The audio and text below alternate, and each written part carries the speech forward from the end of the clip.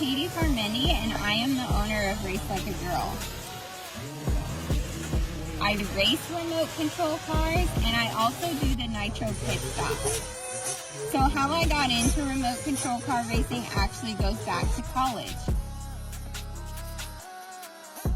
We built and designed an off-road car to take and race against other colleges.